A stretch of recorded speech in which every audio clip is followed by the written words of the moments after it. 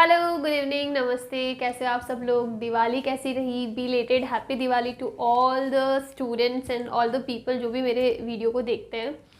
And Diwali का काफ़ी हमने लंबा ब्रेक ले लिया। मैंने 5-6 दिन तक कोई वीडियो अपलोड नहीं करा था। द रीज़न इज़ कि मुझे पता था कि दिवाली का वेकेशन रहेगा, सब लोग अपने होम टाउन गए होंगे, फ्री रहे होंगे, तो कोई भी इतना वीडियो में इंटरेस्टेड नहीं होगा। इसलिए मैंने 5-6 दिन का ब्रेक लिया था और उसमें मैंने कोई भी वीडियो अपलोड नहीं करा था। तो अभी हम लोग बात करते हैं, हम लोग वापस हमारे स्केड्यूल पे आ जाते हैं। हम लोग हमारे क्लास 11 का पार्ट 2 फिजिक्स कर रहे हैं, जिसमें हम लोग चैप्टर पढ़ रहे हैं हमारा मैकेनिकल प्रॉपर्टीज़ ऑफ फ्लूइड्स।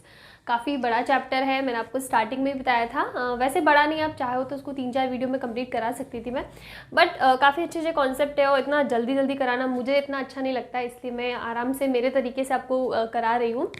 तो पिछले वीडियो में हम लोगों ने जो भी मेन प्रॉपर्टीज़ थी वो सारी उसके बारे में हमने बात कर ली। हमने जो एप्लीकेशंस थे पास्कल लॉ के वो सारे पढ़ लिए। अब हम लोग आते हैं, हमारे 2 इंपॉर्टेंट टॉपिक रहते हैं, which is surface tension and viscosity.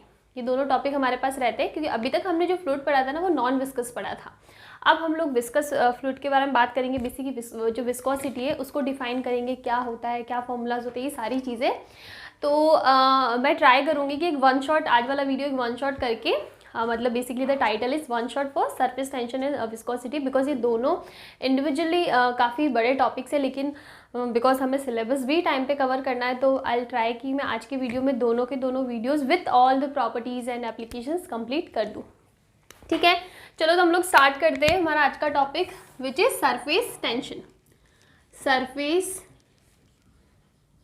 Tension, आप लोगों में से जो भी स्टूडेंट या तो आईआईटी नीट के लिए प्रिपेयर कर रहा है, या फिर जो सिर्फ क्लास 11 का फिजिक्स कर रहा है सीबीएसई, या फिर जो बोर्ड एग्जाम्स के लिए कर रहा है, तो अगर ऐसा कोई वीडियो, ऐसा कोई भी जन अगर मेरा वीडियो देखता है, तो please let me know in the comment section कि आपके स्कूल में या फिर आपकी कोचिंग में कौन सा चैप्टर चल रहा है, ताकि मुझे आइडिया लगे कि मैं कितना लैग कर रही हूँ। ठीक है, तो ये चीज़ प्लीज़, अगर आप लोगों में से कोई देखता है और मेरा ये वाला पार्ट अगर सुन रहा है, तो प्लीज़ मुझे कमेंट्स में बताना। तो अभी हम लोग बात करते हैं सरफेस टेंशन की। देखो, बहुत इजी है, लेकिन इसके ऊपर न्यूमेरिकल्स भी अच्छे बनते हैं, इसकी एप्लीकेशंस भी अच्छी है, और थोड़ा थियोरेटिकल पार्ट ज़्यादा है इसमें। थियोरेटिकल या स्टेटमेंट वाले क्वेश्चन भी अच्छे बनते हैं। बहुत ज़्यादा कॉम्प्लिकेटेड इसके ऊपर बहुत ज़्यादा डेरिवेटिव न्यूमेरिकल्स नहीं होते हैं। तो अभी सबसे पहले हम लोग इसकी बेसिक डेफिनेशन बात करते हैं, फिर बात करते हैं कि सरफेस टेंशन होता क्या है। आपने बहुत बार सुना, अरे सरफेस टेंशन की वजह से जो वाटर मॉलिक्यूल्स हैं उनका शेप ऐसा रहता है, स्फेरिकल शेप रहता है, रेन ड्रॉप्स ऐसे गिरती है। सरफेस टेंशन की वजह से जब भी हम लोग डिटर्जेंट में या फिर किसी भी सोप, लिक्विड सोप वाले लिक्विड के अंदर हम लोग जब भी कपड़े वगैरह धोते हैं तो वो थोड़ा ईजी रहता है। ये तो सारे के सारे कॉन्सेप्ट हमें पता है कि इनके पीछे जो मेन प्रॉपर्टी लगती है वो सरफेस टेंशन लगती है, कि सरफेस टेंशन की वजह से कपड़े धोना लिक्विड में या फिर जो डिटर्जेंट होता है उसके अंदर ज़्यादा ईजी रहता है। तो ये सारी इसकी एप्लीकेशंस है, वो सब तो ठीक है। देखो, एप्लीकेशन में कोई थ्योरी नहीं लगती। एप्लीकेशन हमको पता है कि जो मेन चीज़, जो कॉन्सेप्ट लग रहा है, अगर हमें उसके बारे में पता है, हमें पता है कि सरफेस टेंशन क्या होता है, तो उसकी एप्लीकेशन तो सिर्फ याद ही करनी है कि हाँ इसकी वजह से ये होता है, इसकी वजह से ये होता है। ठीक है, तो सबसे पहले हम लोग बात करते हैं सरफेस टेंशन की। तो अगर मैं सिंपल, एकदम सिंपल सी लैंग्वेज में बताऊँ, तो basically it is the property of a liquid which tries to maintain its area minimum। सबसे पहले हम लोग एक सिंपल सी डेफिनेशन या सिंपल सी लैंग्वेज में इसको समझने का ट्राई करते हैं कि it is the property of a liquid. सबसे पहले हम लोग बात कर रहे हैं, ये लिक्विड है, ठीक है ना, मैंने शॉर्ट में लिख दिया, इट इज़ लिक्विड प्रॉपर्टी। तो सबसे पहली चीज़, सरफेस टेंशन कोई फोर्स नहीं है, कोई प्रेशर नहीं है, कोई स्ट्रेस नहीं है, कुछ भी नहीं है। It is the property of a liquid. एक लिक्विड की प्रॉपर्टी है कि ऐसी प्रॉपर्टी जिसके अंदर जो भी लिक्विड होगा ना वो अपना एरिया मिनिमम रखने का ट्राई करते, tries to maintain its surface area, या फिर अपन एरिया लिखते हैं, इट्स एरिया मिनिमम, मतलब इसका जो एरिया हो ना वो मिनिमम रखने की ट्राई करे। ऐसी प्रॉपर्टी को हम लोग सरफेस टेंशन कहते हैं। अभी भी कॉम्प्लिकेटेड लग रहा होगा, हम लोग आगे और क्लैरिफाई करेंगे, लेकिन इस स्टेटमेंट से आप एक चीज़ समझ लो कि ये एक प्रॉपर्टी है। सरफेस टेंशन कोई फोर्स नहीं है, कोई भी अदर कुछ भी नहीं है, ये एक प्रॉपर्टी है। मतलब हर लिक्विड के लिए, चाहे मैं पानी की बात कर रही हूँ, चाहे मैं जो लिक्विड सोप होता है उस टाइप के फ्लूइड की बात कर रही हूँ, या फिर कोई भी तीसरे टाइप का, जैसे मर्क्यूरी ले लो, कोई भी लिक्विड ले लो, कोई भी फ्लूइड ले लो, तो हर एक लिक्विड की अपनी एक पर्टिकुलर सरफेस टेंशन की वैल्यू होती है which is fixed. Which is fixed का मतलब है, फॉर एग्जाम्पल अगर मैं वाटर के लिए बात करूँ तो वाटर के लिए इट इज़ 7.2 इंटू 10⁻⁻² न्यूटन पर मीटर। हम लोग बात करेंगे जो भी इसकी यूनिट वगैरह उसके बारे में। अगर मैं बात करूँ सोप, मतलब सोप ऐसा लिक्विड जिसके अंदर सोप डिजोल्व किया हुआ, तो उसकी अगर सरफेस टेंशन की बात करूँ तो it is around 3 × 10⁻⁻² newton metre. तो बेसिकली मैं ये बोलना चाहती हूँ कि एक प्रॉपर्टी है जो हर एक लिक्विड के लिए फिक्स्ड होती है। कोई भी हम लोग ले रहे हैं वाटर तो इसके लिए फिक्स है 7.2 इतना ही होगा। अगर मैं बात करूँ सोप के लिए तो ये फिक्स्ड है। तो basically it is a property, not a force, not a pressure, कुछ भी नहीं, it is a property of an liquid, of a liquid. ठीक है, अब हम लोग बात करते हैं कि मैंने ऐसा क्यों कहा कि tries to maintain its area minimum. तो इसको समझने के लिए हम लोग लेते हैं एक लिक्विड।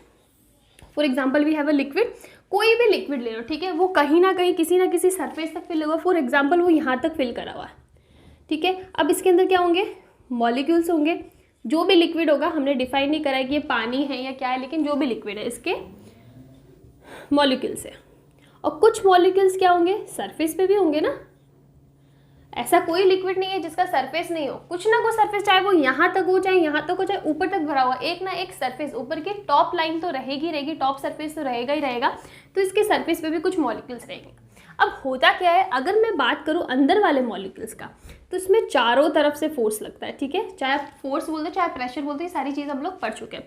चारों तरफ से लगता है, तो बेसिकली इसके ऊपर एक बैलेंस्ड फोर्स है, बैलेंस्ड फोर्सेस, मतलब वो चारों तरफ से लग रहा है तो वो बैलेंस्ड है। बैलेंस्ड का मतलब है कि वो जो मॉलिक्यूल है ना वो अपनी जगह पे स्टेबल रहेगा, बिकॉज चारों तरफ से इक्वल टाइप के फोर्सेस लग रहे हैं और उनको सम अप करके एक ऐसा फोर्स लगता है कि वो बैलेंस कंडीशन पे है। तो बेसिकली ये क्या हो जाएगा, ये हमारा स्टेबल मॉलिक्यूल हो जाएगा। किस लिए, बिकॉज इसके ऊपर जो फोर्सेस लग रहे हैं वो बैलेंस्ड फोर्सेस है, चारों तरफ से लग रहे हैं। लेकिन अगर मैं बात करूँ किसी भी सरफेस वाले मॉलिक्यूल पे, तो इसमें क्या होगा, ऊपर की साइड से तो एयर की वजह से फोर्स लगेगा और नीचे की साइड किससे लगेगा, वाटर की वजह से। और मेनली जो वाटर की वजह से जो फोर्सेस लगते हैं ना वो ज़्यादा डोमिनेंट होते हैं, ठीक है। तो अब क्या होगा, ऊपर एयर की वजह से लग रहा है, नीचे वाटर की वजह से लग रहा है, तो यहाँ पे हमारी ये बैलेंस्ड वाली कंडीशन नहीं आ रही है। तो बेसिकली इस पार्टिकल के लिए अगर मैं बात करूँ ना तो इम्बैलेंस्ड फोर्सेस हो जाते हैं, इम्बैलेंस्ड फोर्सेज हो जाते हैं। इसका मतलब ये स्टेबल कंडीशन में नहीं रहेगा। और चाहे कोई पार्टिकल हो, मॉलिक्यूल हो, एटम हो, वो हमेशा ट्राई करता है कि वो एक स्टेबल पोजीशन पे रहे, स्टेबल इक्विलिब्रियम में रहे। ये चीज़ हम लोग पहले भी पढ़ चुके हैं। तो उसी टाइप से ये वाला पार्टिकल जिस पे बैलेंस्ड फोर्सेस लग रही है ये स्टेबल कंडीशन में, लेकिन सरफेस वाले मॉलिक्यूल्स के ऊपर बैलेंस्ड फोर्सेस नहीं है, बट ये ट्राई करता है कि मैं भी क्या रहूँ, स्टेबल कंडीशन में आ जाओ। Because her particle, her molecule की प्रॉपर्टी होती है कि वो चाहता है कि मैं स्टेबल इक्विलिब्रियम में आ जाऊँ। तो इसीलिए कोई भी लिक्विड, मैं इसलिए बात कर रही हूँ, मैंने जब बोला ना प्रॉपर्टी, तो कोई भी लिक्विड हो वो ट्राई करता है कि इसके सरफेस पे कम से कम मॉलिक्यूल हो। A liquid, any liquid tries to maintain minimum molecules on the surface, ठीक है। कोई भी लिक्विड होगा वो ट्राई करता है कि इसके सरफेस पे कम से कम मॉलिक्यूल्स हो। बिकॉज क्यों, बिकॉज ये स्टेबल नहीं रहते हैं, तो ये अपनी प्रॉपर्टी की ट्राई करता है कि कम से कम मॉलिक्यूल्स सरफेस पे रहे, ताकि कम से कम मॉलिक्यूल्स क्या हो, अनस्टेबल हो। तो यही जो प्रॉपर्टी होती है ना किसी लिक्विड की, कि वो ट्राई करता है कि इसकी सरफेस पे कम से कम मॉलिक्यूल्स हो, तो उसकी वजह से एक स्ट्रेस प्रोड्यूस हो जाता है। इसीलिए हम लोग बोलते हैं कि ये जो अपर सरफेस होती है ना किसी भी लिक्विड की, ये कैसे बिहेव करती है, as a stressed membrane, as a stressed membrane. ये आपको पूछा भी जा सकता है अगर स्टेटमेंट वाला क्वेश्चन, वैसे बहुत ईजी है, चांसेस नहीं है, लेकिन आ सकता है, ठीक है। तो यही रीज़न है कि कोई भी लिक्विड है उसकी प्रॉपर्टी होती है कि उसके सरफेस पे वो ट्राई करता है कि सरफेस पे कम से कम मॉलिक्यूल्स रहे, कम से कम मॉलिक्यूल्स रहे। और जितने भी मॉलिक्यूल्स रहते हैं ना वो क्या ट्राई करते हैं, देखो कम से कम की ट्राई करता है, लेकिन कुछ मॉलिक्यूल्स होंगे, ऐसा तो है नहीं कि सरफेस पे मॉलिक्यूल ही नहीं है, दैट इज इम्पॉसिबल। तो जितने भी मॉलिक्यूल्स होंगे ना वो कैसे बिहेव करते हैं, एज अ स्ट्रेस्ड मेम्ब्रेन। वहाँ पे एक टेंशन क्रिएट होता है, क्योंकि वो ट्राई करते हैं कि कम से कम हो, हम ऊपर ज़्यादा से ज़्यादा रहे ही नहीं, हम कम से कम रहे, तो वहाँ पे एक टेंशन क्रिएट होता है। उसी प्रॉपर्टी को, उसी लिक्विड की इस प्रॉपर्टी को हम लोग क्या बोलते हैं, सरफेस टेंशन। तो आई थिंक ये चीज़ आप सबको समझ में आ गई होगी कि सबसे पहले सरफेस टेंशन क्या होता है, एक प्रॉपर्टी है लिक्विड की, it's not a different physical quantity, it's a property of a liquid कि ये अपने एरिया को, सरफेस एरिया को, मतलब जो सरफेस वाला एरिया है उसको ट्राई करता है कि वो कम से कम रहे, मिनिमम सरफेस एरिया मेंटेन करे, या फिर हम लोग बोल सकते हैं कि tries to maintain minimum molecules on the surface. The reason is because जो सरफेस वाले मॉलिक्यूल्स है वो स्टेबल नहीं रहते, वहाँ पे इम्बैलेंस्ड फोर्सेज रहते हैं, तो इट ट्राइज की सरफेस पे कम से कम वैल्यूएबल मॉलिक्यूल्स रहे, ये इसकी प्रॉपर्टी है। इसी प्रॉपर्टी को हम लोग क्या बोलते हैं, सरफेस टेंशन बोलते हैं। ये तो हो गई डेफिनेशन की बात कि सरफेस टेंशन क्या होता है। नाउ अगर मैं बात करूँ इसके फॉर्मूला की, कि सरफेस टेंशन का फॉर्मूला, यार कुछ फॉर्मूला तो होगा इसका, वो कहाँ से आएगा, तो इसके लिए हम लोग लेते हैं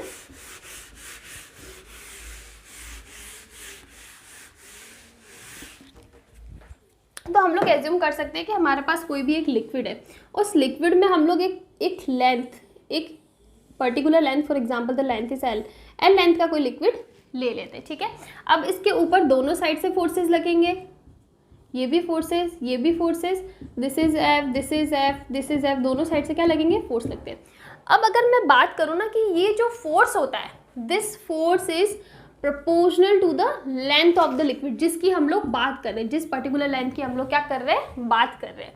तो यहाँ अगर मैं इसको ओपन करती हूँ तो प्रोपोर्शनल कांस्टेंट आएगा T, which is surface tension. तो बेसिकली हमारा सरफेस टेंशन होता है फोर्स पर यूनिट लेंथ, और इसीलिए जब मैंने बताया था ना कि पानी के लिए 7.2 × 10⁻⁻² न्यूटन पर मीटर होता है, तो वो यूनिट यहीं से आती है, न्यूटन पर मीटर, लेंथ के लिए मीटर और फोर्स के लिए न्यूटन। तो बेसिकली सरफेस टेंशन क्या होता है हमने डिटेल में पढ़ लिया। अगर मैं बात करूँ इसका फॉर्मूला, इसकी जो मैथमेटिकल जो डेफिनेशन होती है वो होती है surface tension is what, force per unit length, ठीक है। अब अगर मैं बात करूँ सरफेस टेंशन ना तो ये फोर्स पे डिपेंड करता है, ना ये एल पे डिपेंड करता है। मैंने बोला ना कि इट इज़ अ प्रॉपर्टी, तो प्रॉपर्टी है तो वो इंडिविजुअल पैरामीटर्स पे डिपेंड नहीं कर सकते। It is a property of a liquid कि पानी के लिए इतना फिक्स है, सोप के लिए इतना फिक्स है, मर्क्यूरी के लिए इतना फिक्स है, दैट इज फिक्स्ड। तो ये इंडिविजुअल पैरामीटर्स पे डिपेंड नहीं करती। द रीजन इज जितना फोर्स बढ़ेगा, या फिर जितनी हम लोग मान लें अगर हमने इसकी लेंथ को बढ़ा दिया कि ज़्यादा लेंथ है तो उतना ही फोर्स भी बढ़ने वाला है, तो दोनों प्रोपोर्शनल में बढ़ते रहते हैं। अगर ये 2F हो गया तो लेंथ भी 2L हो जाएगा, तो ओवरऑल ये F/L दैट इज फिक्स्ड, वो रहने वाला है। इसीलिए हम बोलते हैं it is a property of a liquid, ये इंडिविजुअल फोर्स और लेंथ पे डिपेंड नहीं करता है। हाँ, कुछ प्रॉपर्टीज़ पे डिपेंड करता है। फॉर एग्जाम्पल हम लोग ले लेते हैं टेम्परेचर, कि अगर हम लोग किसी भी लिक्विड के अंदर किसी भी लिक्विड, कोई भी हमने पर्टिकुलर लिक्विड ले लिया, वहाँ पे टेम्परेचर को इंक्रीज कर दिया, मतलब टेम्परेचर को इंक्रीज कर लिया, इसका मतलब उसको गर्म कर दिया, ठीक है, उसको गर्म कर दिया, उसका टेम्परेचर बढ़ा दिया।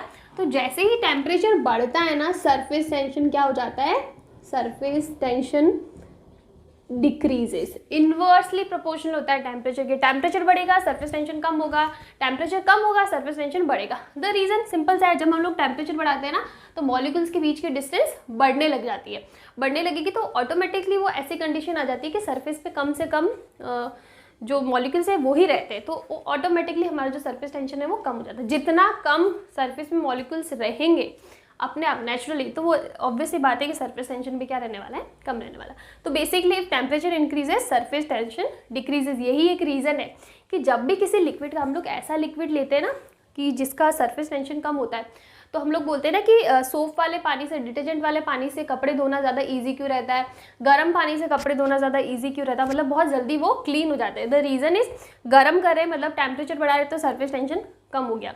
सोप वाले पानी का भी मैंने बताया था सरफेस टेंशन क्या होता है, कम होता है। जैसे ही वो सोप उसके अंदर डिजॉल्व होता है उसका सरफेस टेंशन कम हो जाता है। ये कुछ इसके एप्लीकेशंस भी है। Now the second property is impurities. Impurities का मतलब है कि अगर हम लोग किसी लिक्विड में कुछ पर्टिकुलर टाइप की इम्प्योरिटीज़ ऐड करें तो उसके सरफेस टेंशन पे क्या इफेक्ट होने वाला है। सबसे पहली कैटेगरी आती है if the impurities are what, dissolvable, मतलब ऐसी इम्प्योरिटीज़ जो कम्प्लीटली उस लिक्विड में कम्प्लीटली डिसॉल्वेबल, की कम्प्लीटली डिसॉल्व हो जाती है। फॉर एग्जांपल हमने पानी के अंदर शुगर ले लिया, सॉल्ट ले लिया, तो वो कम्प्लीटली डिसॉल्व हो जाती है, उसके पार्टिकल्स अपने को बाद में नहीं दिखते। ये चीज़ आप सबको पता होगा। तो जब कुछ ऐसी इम्प्योरिटीज़ हम लोग लिक्विड में ऐड करते हैं कि वो कम्प्लीटली डिसॉल्व हो जाती है, तो उस केस में सरफेस टेंशन T क्या होता है, इंक्रीज होता है, ठीक है। अगर if the impurities are dissolvable, completely dissolvable, then surface tension will increase. And the second case is जब पार्शियली डिजॉल्वेबल हो, पार्शियली डिजॉल्वेबल मतलब ऐसी इम्प्योरिटीज जो कंप्लीटली डिजॉल्व नहीं हो रही। फॉर एग्जाम्पल डिटर्जेंट, हम लोग जब भी डिटर्जेंट या सर्फ पानी में डालते हैं तो वो कंप्लीटली डिजॉल्व नहीं होता है, ठीक है। ऐसा नहीं कि डाल दिया और हमको पानी को देख के पता ही नहीं पड़ रहा है कि इसके अंदर सर्फ डाला हुआ, नहीं होता है, पार्शियली डिजॉल्व होता है, ठीक है। कुछ डिजॉल्व होता है और कुछ पार्टिकल्स या कुछ अमाउंट हमें दिखता है। तो अगर ऐसी इम्प्योरिटीज है जो पार्शियली डिजॉल्वेबल है तो उस केस में सरफेस टेंशन क्या हो जाएगा, डिक्रीज हो जाएगा। डिपेंड्स कितना डिजॉल्व होता है, नहीं डिजॉल्व होता है, उस पर भी अलग अलग जो इम्प्योरिटीज़ होगी उसके लिए अलग अलग सरफेस टेंशन का अमाउंट कम होने वाला है। तो बेसिकली यहाँ पे दो चीज़ें आ गई हमारे पास।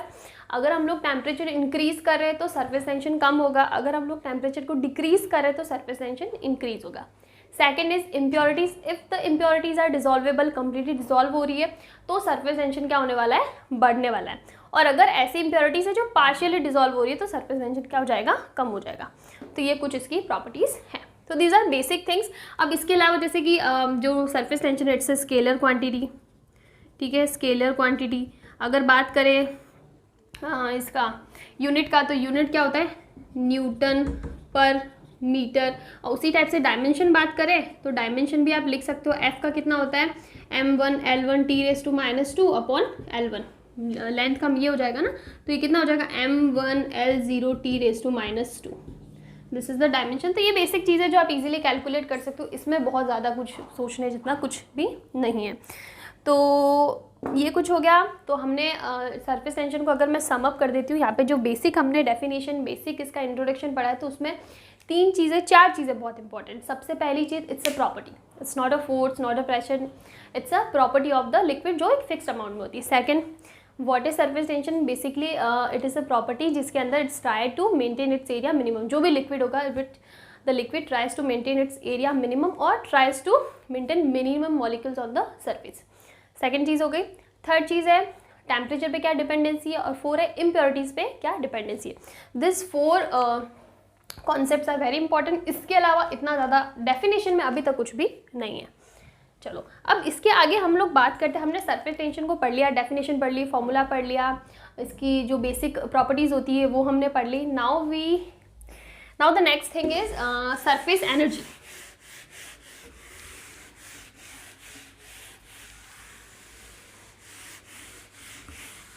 सरफेस एनर्जी का मतलब है जो सरफेस टेंशन से रिलेटेड एनर्जी है ना, सरफेस एनर्जी बोलेंगे हम लोग उसको, या सरफेस टेंशन एनर्जी नहीं बोलते, सरफेस एनर्जी बोलेंगे, ठीक है।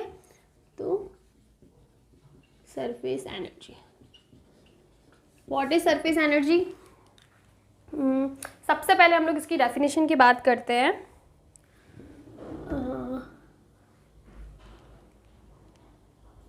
To increase the free surface work done against the surface tension is surface energy। बहुत ही सिंपल वे में इनकम्प्लीट सी डेफिनेशन है बेसिकली। तो इसके अंदर हम लोग क्या बोले कि एग्जांपल लेके समझते कि एग्जांपल हमारे पास कोई लूप है, ठीक है, रेक्टेंगुलर लूप ले लो आप, ये लूप है। अब इसका कुछ स्ट्रक्चर ऐसा है कि ये वाली जो साइड है ना, ये मूवेबल है, इसको हम लोग मूव कर सकते हैं आगे पीछे। जो पिस्टन होता है ना उसी टाइप से ये मूवेबल है, इसको आगे पीछे स्लाइड कर सकते हैं, ठीक है, ऊपर नीचे कर सकते हैं। अब देखो ये इसका फ्री सरफेस एरिया है। अब इसमें ना एक इम्पॉर्टेंट चीज़ मैं आपको बता देती हूँ पहले ही, बिकॉज वो काफ़ी जगह कन्फ्यूजन रहती है कि कहीं पे सरफेस टेंशन T होता है, कहीं पे 2T होता है। कैसे होता है, अगर हम लोग वाटर की बात करेंगे ना तो इसके लिए सरफेस टेंशन T होता है, लेकिन अगर हम लोग सोप की बात करें तो यहाँ पे सरफेस टेंशन 2T होता है। बिकॉज सोप बबल बेसिकली हम लोग बबल बात करें, वाटर बबल है या सोप बबल है।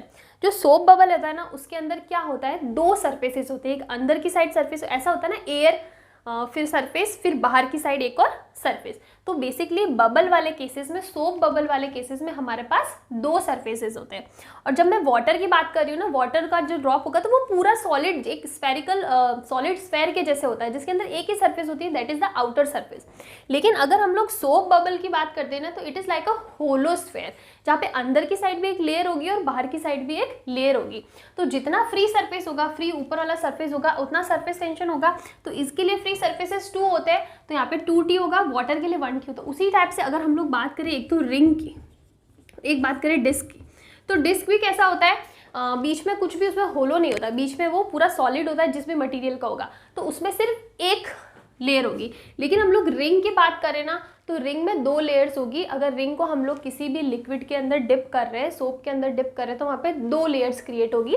ये सेम चीज़ किसके लिए आ रही है, सोप के लिए आ रही है और वाटर के लिए आ रही है। बेसिकली एक बार अच्छे से और एक्सप्लेन कर लेती हूँ। अगर हम लोग सोप बबल्स की बात करें, सोप बबल्स के अंदर हमने रिंग की बात करी, तो वहाँ पे 2 सरफेसेस ही होगी। लेकिन अगर हम लोग वाटर बबल की बात करेंगे तो वहाँ पे एक सरफेस होगी, तो उसके लिए T होगा। ठीक है, तो ये आपको याद, मेनली आपका वाटर और सोप के लिए आएगा कि T या 2T दोनों में से। चलो अब हम लोग बात करें सरफेस एनर्जी की। तो यहाँ पे आप देखो, यहाँ पे मैंने आपको बताया कि ये वाली जो साइड है ना, इसको हम लोग ले लेते हैं L, दिस इज मूवेबल। ठीक है, तो अगर ये इसका फ्री सरफेस है, अब now I want to increase that free surface, मैंने बोला ना to increase the free surface, मुझे इस सरफेस को इंक्रीज करना है।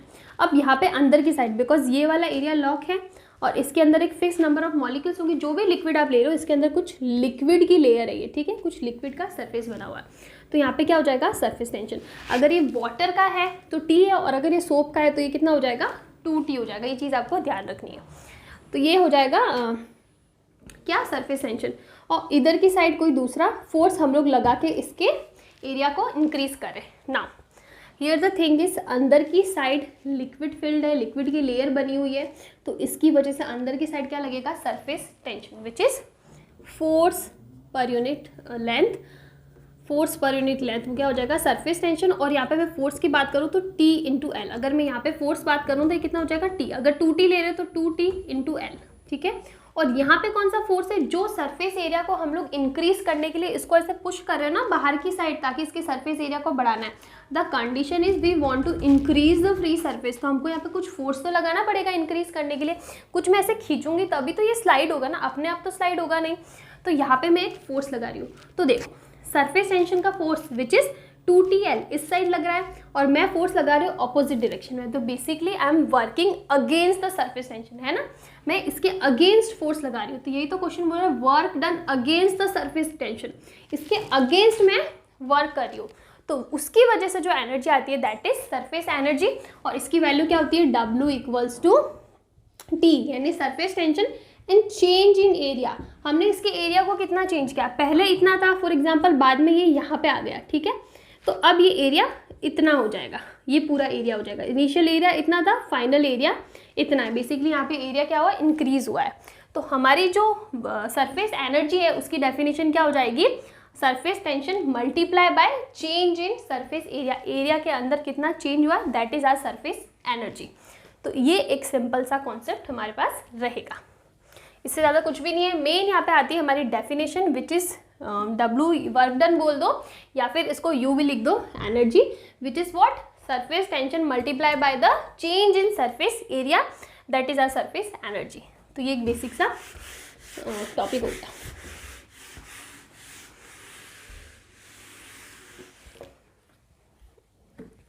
अब हम लोग आगे बात करते हैं, मैं पानी पी लेती हूँ, फिर हम लोग आगे का टॉपिक देखते हैं।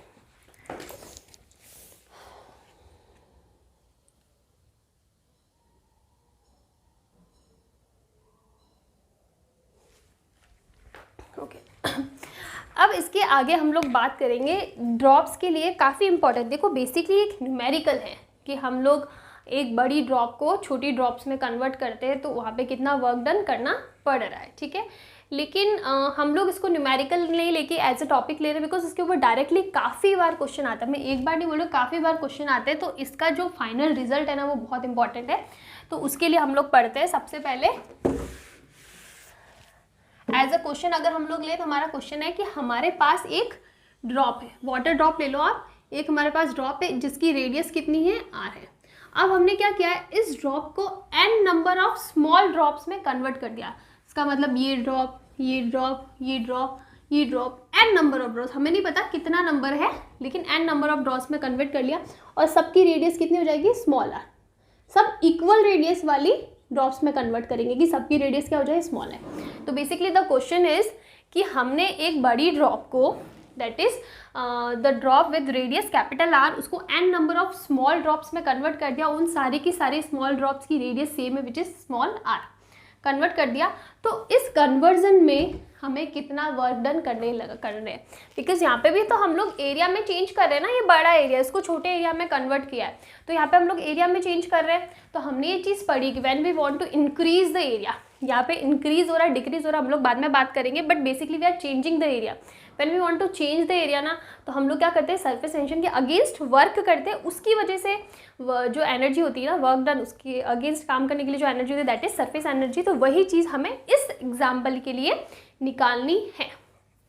तो सबसे पहले देखो, हमें पता है कि यहाँ पे जब हम लोग एक बड़ी ड्रॉप को स्मॉल ड्रॉप में कन्वर्ट करेंगे ना, तो मास वॉल्यूम एंड डेंसिटी, ये तीनों में कोई चेंज नहीं रहने वाला है। हमने m मास के लिए ना, तो इनका सम होके भी मास सेम ही रहने वाला है, ठीक है। वॉल्यूम, इसका वॉल्यूम, इन सब का मिला के वॉल्यूम सेम रहने वाला है। डेंसिटी पानी की है, तो वहाँ पे भी हम लोग पानी की ड्रॉप्स में ही क्रिएट करें, कोई दूसरे लिक्विड की ड्रॉप्स में कन्वर्ट नहीं करें। तो ये तीनों चीज़ें क्या रहने वाली, सेम रहने वाली। तो वॉल्यूम सेम है, तो इसका वॉल्यूम क्या होगा, स्फेरिकल है, 4/3 पाई आर क्यूब होगा। और यहाँ पे एक स्मॉल का कितना होगा, 4/3 पाई स्मॉल आर क्यूब। लेकिन हमने n नंबर ऑफ ड्रॉप्स में कन्वर्ट किया, तो हम लोग इसको किससे मल्टीप्लाई कर देंगे, n से मल्टीप्लाई कर देंगे, हो जाएगा।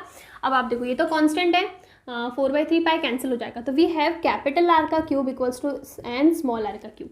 और यहाँ से हम लोग क्या निकाल सकते हैं, capital R equals to n की power 1/3 r। This relation is very very important, maybe इस रिलेशन पे डायरेक्टली आपको क्वेश्चन पूछ ले। तो this is very important yet easy, इसमें कोई बहुत ज़्यादा डिफिकल्ट है नहीं। आप वॉल्यूम इक्वल कर दोगे ना, तो आपके पास ये रिलेशन आ जाएगा। तो हमारे पास क्या आया, capital R equals to n की power 1/3 small r। This is our first relation. ये रिलेशन हमें काम आएगा, इसलिए हमने इसको साइड में लिख दिया। नाउ अब हम लोग बात करते हैं सरफेस एरिया की, बिकॉज जब हमने सरफेस एनर्जी की डेफिनेशन पढ़ी ना, तो वो स्टार्ट ही सरफेस एरिया से होती है। तो जब हम लोग एक बड़ी ड्रॉप को n number of small drops में कन्वर्ट कर रहे हैं ना, then the surface area will increase. Surface area क्या होगा, इंक्रीज। फॉर एग्जांपल इसका सरफेस एरिया A1, ये कितना हो जाएगा, किसी भी स्फेयर के लिए एरिया क्या होता है, 4 पाई आर स्क्वायर, यही रहता है। तो ये हो जाएगा 4 पाई कैपिटल आर स्क्वायर होगा। यहाँ पे एक स्मॉल के लिए क्या होगा, 4 पाई स्मॉल आर स्क्वायर होगा। So now this is area, नहीं एरिया 2 हो जाएगा n, sorry A1 is 4 pi r square and A2 is what, n into 4 pi small r square, यही तो रहने वाला है, ठीक है।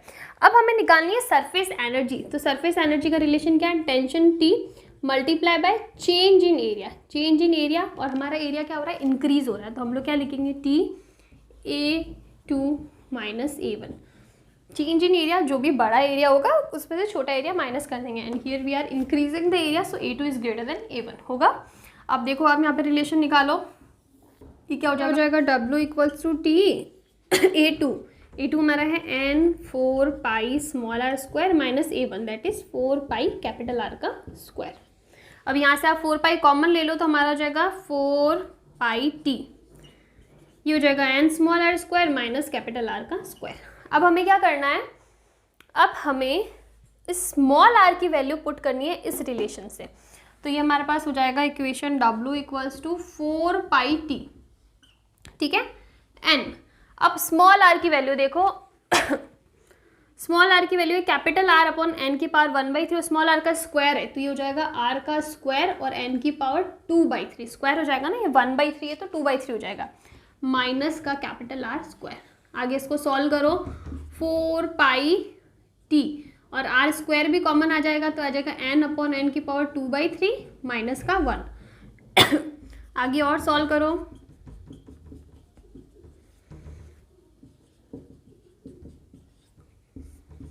This is our second relation, this is our first relation, और ये हमारा second relation which is very very important. अगर आपको n की टर्म में पूछा है ना, तो आपको ये फॉर्मूला यूज़ करना है। अब हम लोग इसको आगे और कन्वर्ट कर सकते हैं, इसके काफ़ी वेरिएंट हो जाते हैं फॉर्मूले के, तो हम लोग ये फॉर्मूला यहाँ पे लिख देते हैं because this is our result, W equals to 4πT r² और n की पावर 1/3 माइनस 1।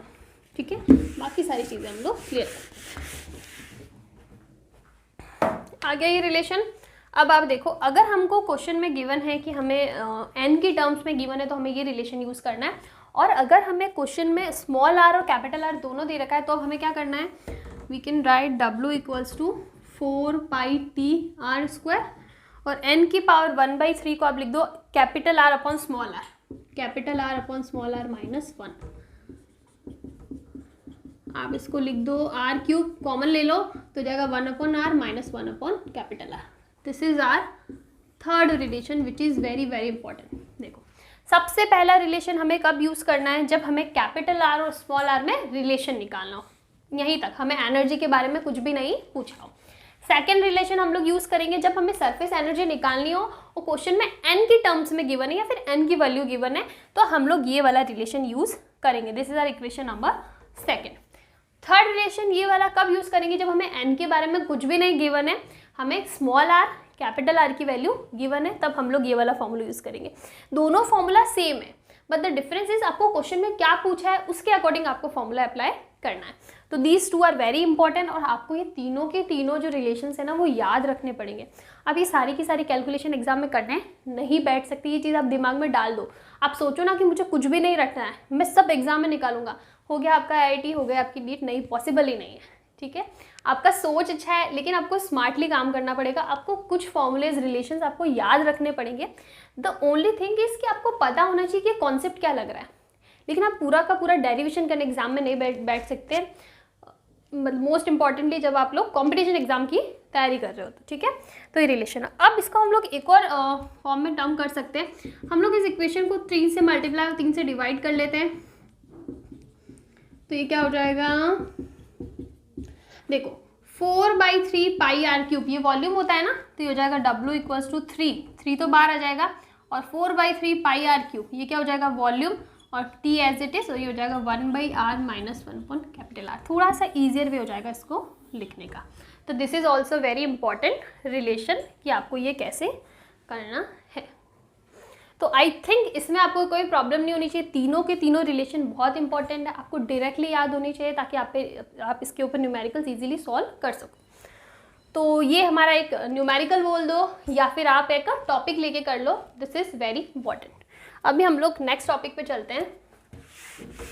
आई होप आपको जो मैं चीज़ें पढ़ा रही हूँ वो समझ में आ रही हो। अगर कहीं दिक्कत आती है ना, देखो मैं ट्राई यही करती हूँ कि मैं उस पैटर्न से समझाऊँ कि किसी ने ये चीज़ें पहले नहीं भी पढ़ी हो ना। फॉर एग्जांपल सर्फेस टेंशन की कुछ टॉपिक्स आपके 9-10 क्लासेस में भी रहते हैं, लेकिन किसी ने नहीं पढ़ा है और वो सिर्फ पहली बार पढ़ने लगा है, तो भी उसको चीज़ें समझ में आ जाए। ऐसी मेरी कोशिश है। अगर फिर भी कहीं किसी को प्रॉब्लम आती है तो आप मुझे कमेंट्स में बता सकते हो कि यहाँ पे मुझे प्रॉब्लम आ रही है। सो द नेक्स्ट टॉपिक हम लोगों ने सरफेस टेंशन पढ़ लिया, इंट्रोडक्शन पढ़ लिया, सरफेस एनर्जी पढ़ लिया, देन उसके ऊपर एक न्यूमेरिकल भी कर दिया। ये जो ड्रॉप वाला न्यूमेरिकल है आप as a numerical surface energy का न्यूमेरिकल भी कंसीडर कर सकते हो। Then the next thing is excess pressure. Excess pressure क्या होता है? एक्सेस प्रेशर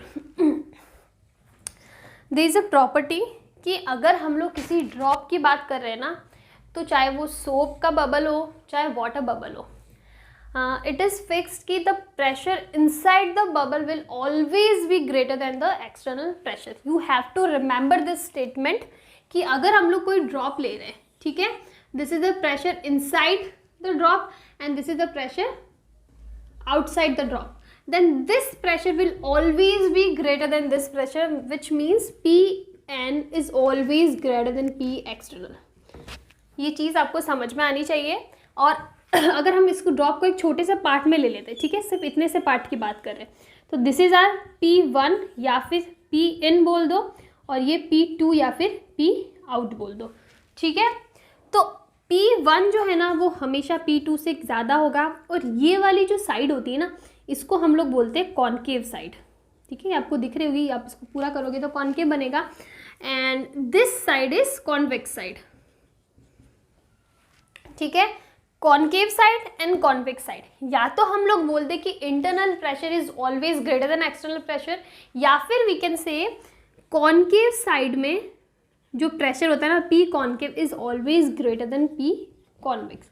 आप किसी भी तरीके से इसको समझ लो, बट द स्टेटमेंट इज या the line which you have to remember is pressure inside the bubble is always greater than pressure outside the bubble, or pressure on the concave side is always greater than pressure on the convex side. This is the very important thing. और ये जो pressure difference होगा that is P inside minus P outside. ये जो pressure difference है ना, मैंने आपको बोला कि जो इनसाइड वाला प्रेशर वो हमेशा ज़्यादा होगा, मैंने ज़्यादा में से कम को घटा दिया, तो ये जो एक्सिस प्रेशर आ रहा है ना, ये जो डिफरेंस आ रहा है, इसी को हम लोग बोलते हैं पी एक्सिस।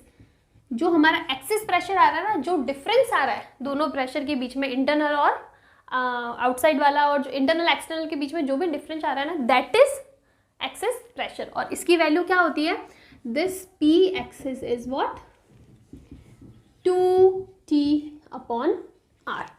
मतलब ये किस पे डिपेंड करता है, सरफेस टेंशन पे, and R is the radius of the drop, जिस भी ड्रॉप की आप बात कर रहे हो ना उसकी radius. But this is true for water bubbles. लेकिन अगर मैं सोप बबल्स की बात करूंगी ना, तो this will be was 4T upon R, because I have already told you that for bubble soap bubbles वहाँ पे हमारा सरफेस टेंशन डबल हो जाता है, बिकॉज हमारे पास 2 लेयर्स होती है, 2 साइड्स होती है, दोनों पे सरफेस टेंशन लगता है। So the pressure, excess pressure for water bubbles is 2T upon R, and for soap bubbles it is 4T upon R, and in both the cases the excess pressure is inversely proportional to the radius। मतलब जितना कम radius होगा ना, उतना ज़्यादा pressure, excess pressure create होगा।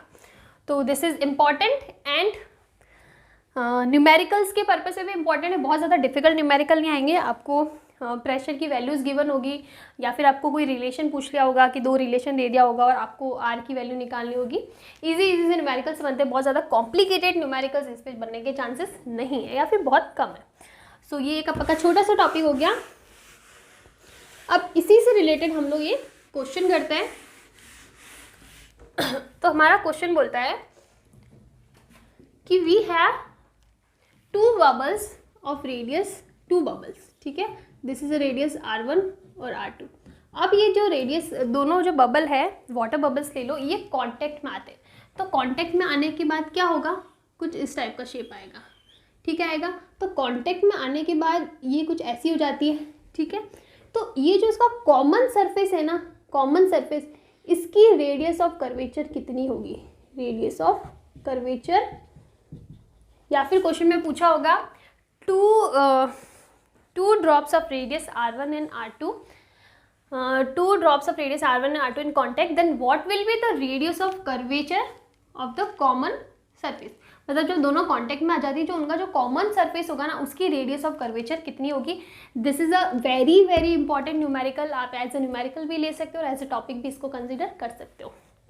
तो क्या होगा, देखो अगर मैं इसके लिए बात करूँ तो यहाँ पे अंदर क्या हो जाएगा, प्रेशर P1, और बाहर प्रेशर किसकी वजह से लगेगा, एयर की वजह से ही तो लगेगा, तो PO ले लेते हैं, P एटमॉस्फेरिक प्रेशर, वो ले लेते हैं। सेम यहाँ पे ले लो, ये हो जाएगा P2 और बाहर P0।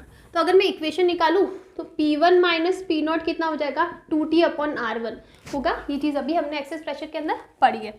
उसी टाइप से मैं इसके लिए बात करूँ तो कितना आ जाएगा, P2 minus P0 is what, 2T upon R2 होगा इक्वेशन। और अगर मैं कॉमन जो सरफेस बन रही है उसके लिए बात करूँ तो यहाँ पे जो प्रेशर डिफरेंस क्या होगा, यहाँ पे आएगा P2, यहाँ पे आएगा P1। तो हमारे पास क्या आ जाएगा, P1 minus P2 equals to 2T upon R। हमने मान लिया कि जो कॉमन सरफेस है ना, उसकी रेडियस ऑफ कर्वेचर क्या है, कैपिटल R। 3 रिलेशन हमारे पास आ गए। तो हम लोग क्या करते हैं, this is equation number 1, equation number 2, equation number 3। 1 और 2 की वैल्यू 3 में रख देते हैं, या फिर हम लोग क्या करते हैं, इक्वेशन 1 माइनस इक्वेशन 2, आप ये कर लो। तो क्या हो जाएगा, P1 minus P0 minus P2 plus P0 equals to 2T upon R1 minus 2T upon R2। कर दिया हमने, इसमें कोई प्रॉब्लम नहीं होगी। ये इक्वेशन के लेफ्ट हैंड साइड में से ये इक्वेशन का लेफ्ट हैंड साइड माइनस कर दिया, और इसके RHS में से इसका RHS माइनस कर दिया, तो हमारे पास ये रिलेशन आ गई।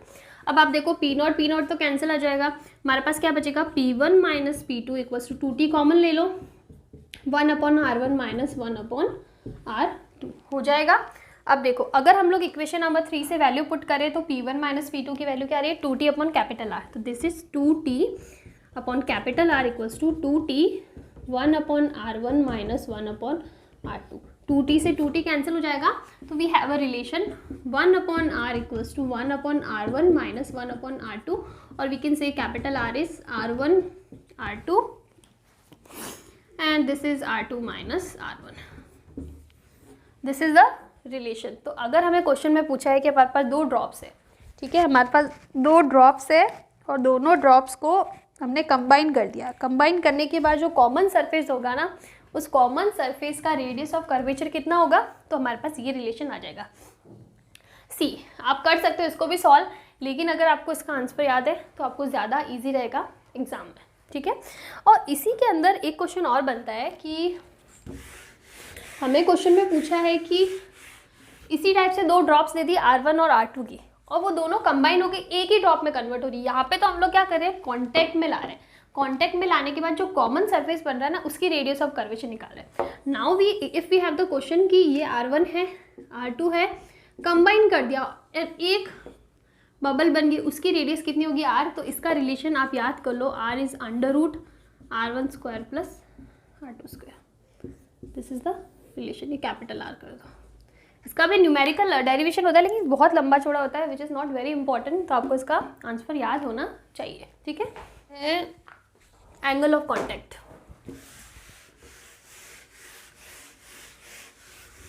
आई होप सारी चीज़ें आपको समझ में आ रही है। कहीं कंफ्यूजन रहता है, मैं बार बार बोलती हूँ, आप पूछ लिया करो, because once it's a confusion always it's a confusion. एक बार कंफ्यूजन क्रिएट होगा, नहीं पूछा, नहीं क्लियर करा, तो वो हमेशा दिमाग में रहता है और वो आप भूल भी जाओगे और वो एग्जाम में फिर सीधा कंफ्यूजन आएगा।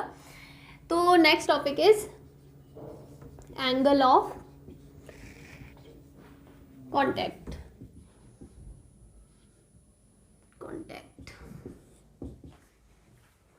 Angle of contact, angle of contact क्या होता है? एंगल ऑफ कॉन्टैक्ट, इसके लिए हम लोग 3 टाइप के लिक्विड्स के एग्जांपल लेते हैं। सबसे पहले हम लोग लेते हैं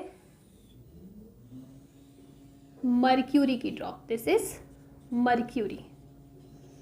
सेकेंड हम लोग ले लेते हैं water, it is like this. या तो आप वाटर ले लो या आप ले लो एसीटोन, ठीक है। और एक आप ले लो ग्लास का एग्जांपल, ग्लास ले लो, मिरर ले लो, ठीक है। अब हमारे पास 3 टाइप के लिक्विड्स है, तीनों का शेप ड्रॉप्स ले रहे हैं हम लोग, सिंगल ड्रॉप की बात कर रहे हैं। तीनों के लिए शेप अलग अलग है। अब हमको इन तीनों का एंगल ऑफ कांटेक्ट निकालना है।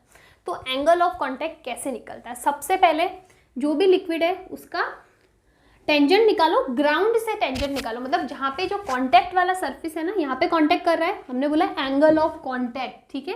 तो यहाँ पे कांटेक्ट हो रहा है, इसमें यहाँ पे कांटेक्ट हो रहा है, यहाँ पे कांटेक्ट हो रहा है। तो जहाँ से कांटेक्ट हो रहा है ना, वहाँ से लेके और उसका जो भी शेप हो ना, वहाँ पे एक टेंजेंट निकालो। तो अगर मैं कांटेक्ट से बात करूँ तो टेंजेंट कैसे होगा?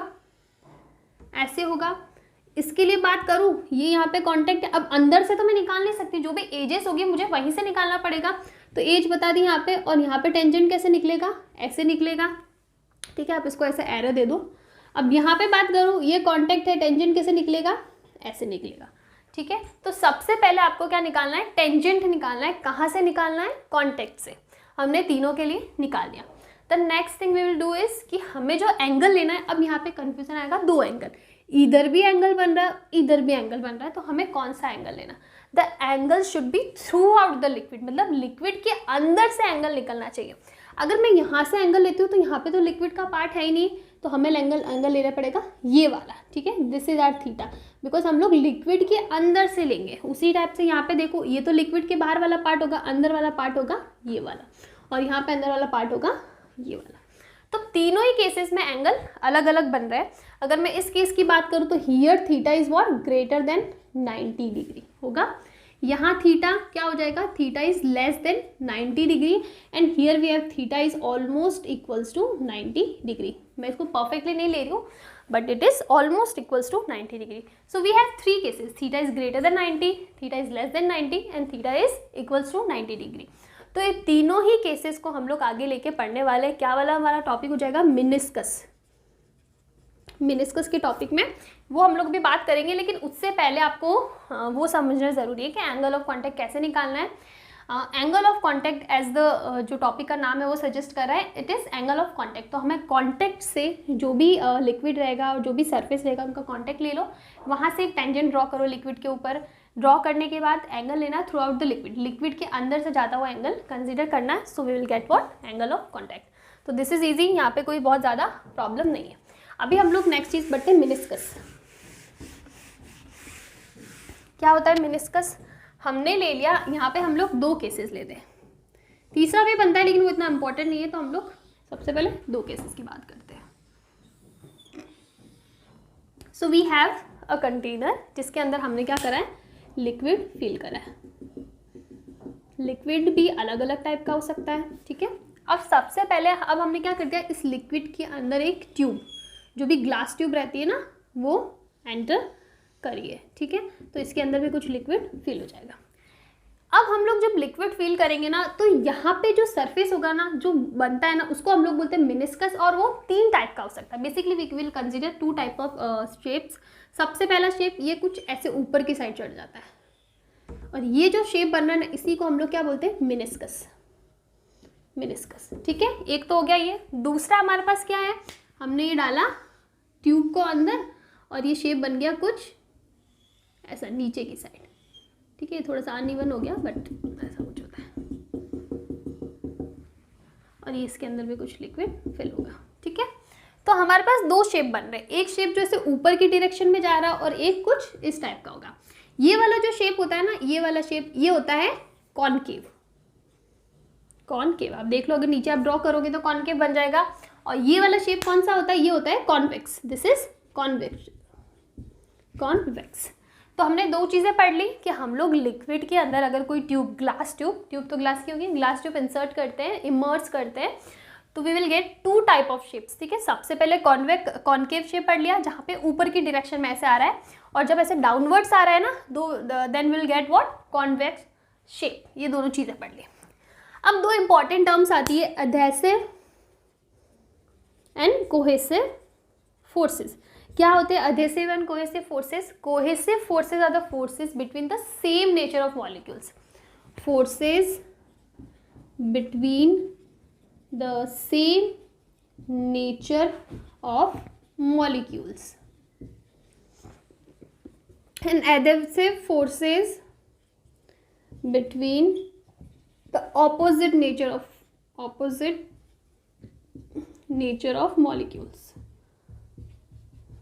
इसका मतलब है कि जब सेम टाइप के मॉलिक्यूल्स है ना, for example water water, mercury mercury, same type of molecules के बीच में जो फोर्सेस लगता है ना, वो होता है कोहेसिव फोर्सेस। और डिफरेंट टाइप ऑफ, मतलब वाटर मर्क्यूरी, अलग अलग टाइप के मॉलिक्यूल्स होगा, इनके बीच में जो फोर्सेस लगता है वो कौन सा फोर्स होता है, वो होता है एडहेसिव फोर्स। अगर मैं बात करूँ यहाँ पे, तो देखो सेम टाइप का मतलब लिक्विड लिक्विड, तो इनके बीच में फोर्स क्या होगा, FC, which is cohesive forces. और अलग टाइप का मतलब ग्लास हो गया इधर, और इधर हमारे पास क्या हो गया, ग्लास और वाटर, मतलब डिफरेंट टाइप के मॉलिक्यूल्स हो गए, तो इनके बीच का फोर्सेस क्या हो जाएगा, एडहेसिव फोर्सेस, ठीक है। अब इन दोनों फोर्सेस में जब हम लोग बात करेंगे कि कॉनकेव टाइप का शेप होगा ना, तो वहाँ पे जो एडहेसिव फोर्सेस होते हैं ना, वो ज़्यादा होते हैं। बेसिकली वी है, अब ये चीज़ पढ़ ली, ये हम लोग हटा देते हैं, हमको थोड़ा सा स्पेस चाहिए। हम लोग इसको एज अ टेबल फॉर्मेट में पढ़ते हैं तो हमारे लिए ज़्यादा ईजी हो जाएगा। जब हमारे पास मिनिस्कस का शेप अपवर्ड डायरेक्शन में जा रहा है, इसका मतलब ऐसी डायरेक्शन में जा रहा है, तो सबसे पहले शेप तो क्या बनने वाला है, कॉनकेव शेप। और जब डाउनवर्ड डायरेक्शन में जा रहा है तब शेप क्या बनेगा, कॉन्वेक्स। सबसे पहला पॉइंट ये हो गया। दूसरा पॉइंट, जब कॉनकेव शेप बनता है ना, देन FA यानी adhesive forces is greater then what, cohesive forces. और यहाँ पे क्या होगा, ये होता है हमारा कोहेसिव फोर्सेस, ये ज़्यादा होता है, और एडहेसिव फोर्सेस क्या होता है, कम होता है। तो here we have cohesive forces is greater than adhesive forces. ये बहुत ज़्यादा, मतलब ऐसा याद रखने जैसा कुछ नहीं है, आगे जो चीज़ है वो ज़्यादा इंपॉर्टेंट है। शेप बहुत इंपॉर्टेंट है, और दूसरा अपवर्ड मिनिस्कस है या डाउनवर्ड मिनिस्कस है, ये ज़्यादा इंपॉर्टेंट है। तो ये चीज़ हमने पढ़ ली। अब देखो, अब इसके अंदर थर्ड पॉइंट हम लोग क्या लिख सकते हैं, जब कॉनकेव टाइप का शेप होगा ना, तो उस केस में क्या होगा, देखो हमने एंगल ऑफ कांटेक्ट निकाला है अभी, तो एंगल ऑफ कांटेक्ट क्या निकलेगा, ये हमारा सरफेस हो गया कंटेनर का, ये हमारा लिक्विड हो गया, ठीक है। अब ग्राउंड पे मतलब जहाँ पे ये कॉन्टैक्ट में आ रहा है, यहाँ पे कॉन्टैक्ट में आ रहा है, यहाँ से आप टेंजेंट ले लो, टेंजेंट ले लो, और फिर through out the liquid, liquid ये थ्रू आउट द लिक्विड ये क्या हो जाएगा, एंगल हो जाएगा थीटा होगा। वही चीज़ हम लोग यहाँ पे निकालते हैं, ये हमारा कॉन्टैक्ट हो गया यहाँ पे, ये यहाँ पे हमने टेंजेंट ले लिया और ये हो जाएगा हमारा एंगल। तो यहाँ पे और यहाँ पे जो एंगल है that is less than 90 degree, आपको दिख रहा है लेस देन 90 डिग्री है, और यहाँ पे जो एंगल है theta that is greater than 90 degree. तो हमने पढ़ा है कि जब लेस देन 90 डिग्री होता है ना, तो वो किसके लिए होता है, वाटर सरफेसेस के लिए, मॉलिक्यूलर सरफेसेस के लिए होते हैं। यानी आप ले लो ग्लास, वाटर, ग्लास ले लो या मिरर ले लो। और ये वाला ग्रेटर देन 90 डिग्री अभी हमने पढ़ा किसके लिए होता है, मर्क्यूरी के लिए होता है। तो हम लोग ले लेंगे ग्लास, मर्क्यूरी। ये दो टर्म किसका है, इसका मतलब हम लोग सरफेस बता रहे हैं। यहाँ पे ग्लास और वाटर का सरफेस है, यहाँ पे ग्लास एंड मर्क्यूरी का सरफेस है। जब थीटा की वैल्यू 90 डिग्री से ज़्यादा आएगी तो ग्लास मर्क्यूरी सरफेस होगा, जब थीटा की वैल्यू 90 डिग्री से कम आएगी तो वाटर और ग्लास का सरफेस होगा। और हमें पता है कि जब हम लोग किसी भी ग्लास में पानी पीते हैं और जब हम लोग पानी को पूरा खाली कर देते हैं तो उसके अंदर कुछ ना कुछ मॉलिक्यूल्स रहते हैं वाटर के। इसका मतलब हमें वो जो ग्लास होती है वो थोड़ी सी गीली लगती है। ऐसा तो नहीं होता आपने पानी भरा, खाली कर दिया और एकदम से ड्राई, उसमें लग ही नहीं रहा है कि पानी भरा, ऐसा पॉसिबल नहीं है। तो इस टाइप के लिए सरफेसेस जिसके अंदर एंगल की वैल्यू 90 डिग्री से छोटी होती है, ग्लास वाटर सरफेसेस होता है, वो क्या करता है, वेट करता है कंटेनर को, या जो भी हम लोग ले रहे हैं उसको क्या करता है, वेट होता है। इसका नेचर होता है वेटिंग नेचर होता है। और अगर हम लोग बात करें इसके लिए तो यहाँ पे क्या होता है, does not wait.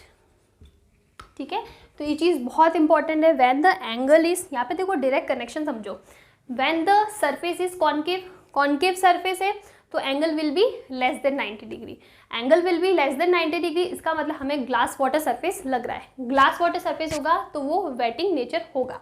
Second, when the surface is convex surface, convex surface है तो इसका मतलब वहाँ पे जो एंगल थीटा होगा वो will be greater than 90 degree, greater than 90 degree. इसका मतलब mercury, mercury glass mercury surface, और मर्क्यूरी कभी भी ग्लास को या किसी भी कंटेनर को वेट नहीं करती। आपने किसी पॉट के अंदर मर्क्यूरी ले लिया, भर दिया, पूरा खाली कर दो, वो एकदम ड्राई फील होगी, आपको ऐसा वो लगे हुए नहीं मिलेंगे वहाँ पे मर्क्यूरी के पार्टिकल्स, तो वो वेट नहीं करती। तो these two are very very important. और इसके अंदर एक तीसरा केस होता है कि जब हम लोग ट्यूब को करते हैं ना तब शेप एकदम ऐसा रहता है, प्लेन रहता है, मतलब यहाँ पे हमारे पास कुछ भी प्रॉब्लम नहीं होती है और यहाँ पे हमारे पास जो एंगल होता है वो भी क्या आ जाएगा, 90 डिग्री हो जाएगा। तो ऐसा सरफेस हम लोग ले सकते हैं वाटर, सिल्वर। ठीक है, but this is not very important, इसलिए मैंने करवाया नहीं। ये दोनों ज़्यादा इंपॉर्टेंट है कि जब कॉन्केव सरफेस होता है तब क्या होता है, कॉन्वेक्स सरफेस होता है तब क्या होता है। ये टेबल आपको याद रहनी चाहिए, दिस इज़ वेरी इंपॉर्टेंट। तो ये चीज़ होगी हमारी मेनिस्कस की प्रॉपर्टीज़ की। अब इसी को आगे ले जाते हुए एक टॉपिक आता है हमारा कैपिलरी राइज।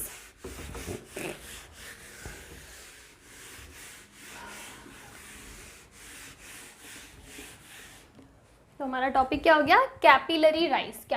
कैपिलरी राइज का मतलब क्या, अभी हमने पढ़ा कि किसी कंटेनर के अंदर हमने कोई भी ट्यूब इंसर्ट कर दी, ठीक है, और ये हमने शेप लिया कुछ इस टाइप का, कॉन्केव साइड का मेनिस्कस। तो जब ये लिक्विड जो इसके अंदर फिल होगा ना वो इस ट्यूब के अंदर भी फिल होगा और वो कुछ हाइट तक जाएगा। तो ये कितनी हाइट तक जा रहा है, ये जो हाइट h होगी ना दैट इज कैपिलरी राइज। इसका मतलब कितना राइज होता है, ठीक है, और ये हमें कैलकुलेट करना है कि कितना होगा। अब यहाँ पे कैपिलरी राइज को समझने के लिए हम लोग एग्जांपल ले सकते हैं प्लांट्स का। क्या आपने देखा होगा कि हम लोग प्लांट्स को ना रूट पे पानी देते हैं, नीचे पानी देते हैं। ऐसा नहीं हम लोग ऊपर चढ़ के पत्तों के ऊपर पानी डालते हैं, ऐसा नहीं होता है ना, रूट्स पे पानी देते हैं। लेकिन रूट्स पे पानी देने के बाद भी वो हर एक प्लांट के हर एक पार्ट पे पहुंच जाता है। कैसे पहुंचता है, इसी कंसेप्ट से पहुंचता है कैपिलरी राइज। बिकॉज जो प्लांट होती है, रूट्स होती है, उससे प्लांट तक ऊपर तक जाती हुई छोटी छोटी वेन्स होती है। छोटी छोटी का मतलब है पतली पतली वेन्स होती है। मैंने यहाँ पे ट्यूब बहुत मोटी बनाई है, बट एक्चुअल में द कंडीशन, कैपिलरी राइज की कंडीशन होती है कि this tube should be very very thin, तभी ये चीज़ पॉसिबल है। वो चीज़ हम लोग आगे जाके प्रूव भी करेंगे, ठीक है। तो वही बात होता है कि प्लांट्स के अंदर बहुत ही पतली पतली वेन्स होती है जिसके थ्रू वो पानी ऊपर तक पहुंचता है। वही कंसेप्ट इसके अंदर भी होता है। तो आप यहाँ पे देखो, आप यहाँ पे दो फोर्सेस निकाल सकते हैं, एक फोर्स ऊपर की डायरेक्शन में, एक फोर्स नीचे की डायरेक्शन में जो पानी की वजह से लग रहा है। इसको F2 दे दो, F1। तो F2 इज़ वेरी ईजी, पानी की वजह लगने वाला अप्रोच के प्रेशर इंटू एरिया। एरिया कौन सा, ये जो एरिया है ना, ये कोई भी एरिया ले लो, कहीं से भी ले लो, इसकी रेडियस हमने मान ली है स्मॉल r। तो इस एरिया पे मैंने आपको बताया था जब हमने प्रेशर पढ़ा था कि ये जो एरिया होता है ना वो क्रॉस सेक्शनल एरिया होता है जहाँ पे लग रहा होता है। तो इस क्रॉस सेक्शनल एरिया की बात कर रहे हैं तो F2 इज P, हमें पता है कितना होता है, rho g h, rho is the density of this liquid, जो भी लिक्विड फिल हो रहा है, into area which is pi r square होगा। और F1 की बात करें, हमें पता है कि tension, surface tension is force per unit length, और जो फोर्स हो जाएगा ना वो हो जाएगा tension into length, surface tension into length, then F1 is equal to T into length. Length किसकी, इसी की लेंथ, इसका मतलब सरकमफेरेंस हो जाएगा, तो T इंटू 2 पाई आर हो जाएगा। अब यहाँ पे एक चीज़ आती है कि टेंशन देखो, हम लोग इसको अलग से लेके चलते हैं, ये हमारा लिक्विड हो गया, तो इसमें ऐसे एंगल ऑफ कांटेक्ट बनता है थीटा, और ये जो होता है ना ये टेंशन होता है, ये टेंशन होता है, तो इसका हम लोग कंपोनेंट इस डायरेक्शन में लेने वाला, इधर वाला कंपोनेंट तो यहाँ से कैंसिल हो जाएगा, परपेंडिकुलर कंपोनेंट हम लोग कैलकुलेट नहीं करेंगे। तो ये एंगल थीटा, तो ये भी एंगल थीटा, तो ये कितना हो जाएगा, टी कॉस थीटा होगा, टी कॉस थीटा। तो हमारे पास क्या हो जाएगा, ये हो जाएगा T cos theta into 2 pi R होगा, ठीक है। तो देखो हमको दोनों को इक्वेट करना है, F1 इक्वल्स टू F2, तो हमारे पास क्या आ जाएगा, rho g h pi r square equals to 2t cos theta pi r, pi से पाई कैंसिल, एक आर से आर कैंसिल, और हमारे पास जो h की वैल्यू है ना वो कितनी आएगी, 2t cos theta upon rho g R. This is the relation. ये जो न्यूमेरिकल है ना दिस इज नॉट इम्पॉर्टेंट, ये सिर्फ और सिर्फ सीबीएसई तो छोड़ो, आपके एग्जाम में उसके अंदर सीबीएसई की बुक्स में भी बहुत ही छोटा सा हल्का सा न्यूमेरिकल दे रखा है, बहुत ही इंपॉर्टेंट न्यूमेरिकल नहीं है, इसलिए ज़्यादा इंपॉर्टेंट नहीं है। This formula is very important, ये फॉर्मूला काफ़ी इंपॉर्टेंट है, हम लोग यहाँ पे लिख देते हैं। तो we have H height is 2t cos theta upon rho g R, this is the relation.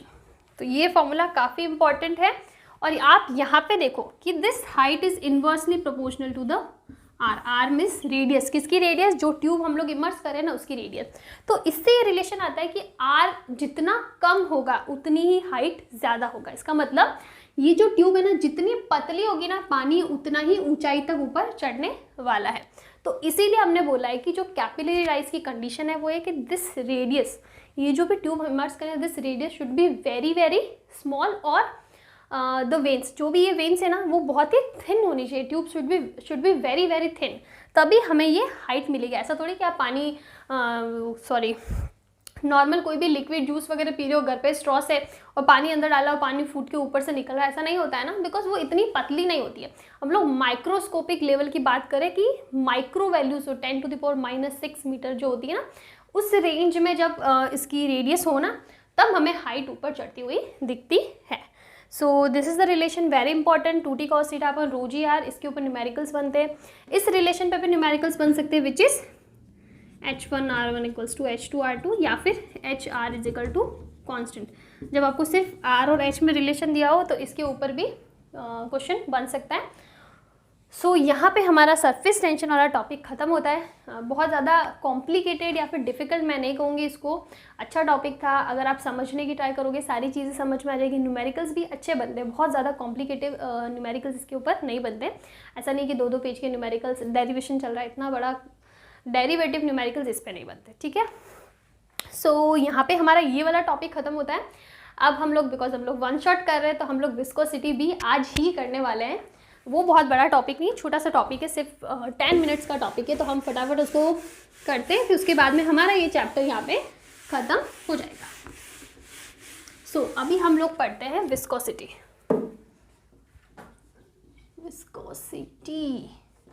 Viscosity की छोटा सा डेफिनेशन मैं आपको पहले भी बता चुकी हूँ। क्या होता है विस्कोसिटी कि फॉर एग्जाम्पल हमारे पास कोई कंटेनर है जिसके अंदर हमारे पास एक लिक्विड होती है।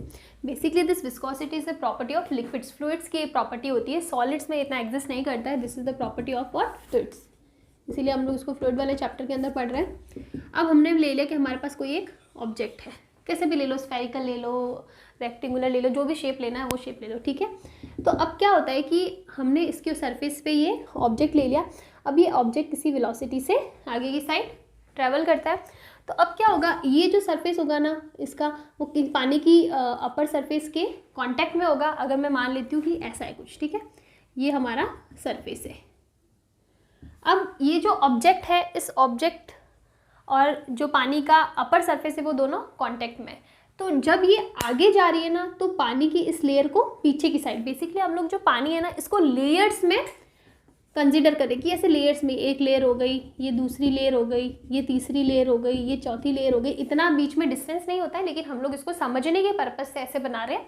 तो जब ये ऑब्जेक्ट आगे की साइड में वेलोसिटी से ट्रैवल कर रहा है ना, तो ये इस लेयर को पीछे की साइड में क्या कर रहा है, ड्रैग कर रहा है, पीछे की साइड में धकेल रहा है। तो बेसिकली यहाँ पे एक टाइप का फ्रिक्शन फोर्स काम कर रहा है कि ये आगे जा रहा है और इसको ऑपोजिंग फोर्स यहाँ से मिल रहा है, ये इस डायरेक्शन में, ठीक है, इसकी वजह से हो रहा है। उसी टाइप से जब ये वाली लेयर इस डायरेक्शन में धकेल रही है, तो ये इसके नीचे वाली लेयर को इस डायरेक्शन में पुश करेगी और ये चीज़ कंटिन्यूसली चलती रहेगी। तो फॉर एग्जांपल यहाँ पे वेलोसिटी डी प्लस वी है, तो इसके नीचे वेलोसिटी थोड़ी कम होगी, फिर नीचे नीचे जाके धीरे धीरे जो ये ड्रैगिंग फोर्स है ना वो क्या हो जाएगा, कम होता जाएगा।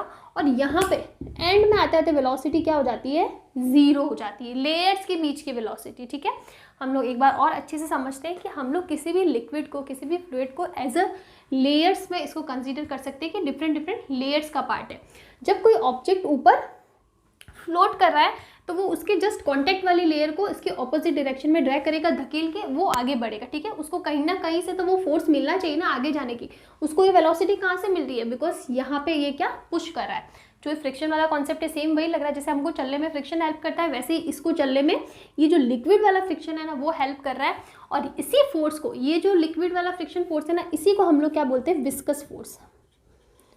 विस्कस फोर्स या फिर इस प्रॉपर्टी को हम लोग क्या बोलते हैं, viscosity. Basically it is the frictional force between the layers of the liquid. Liquid की जो डिफरेंट लेयर्स है उसके बीच में जो फोर्स लगता है ना, dragging force, that is what, viscosity या फिर विस्कस फोर्स, वो होता है विस्कोसिटी।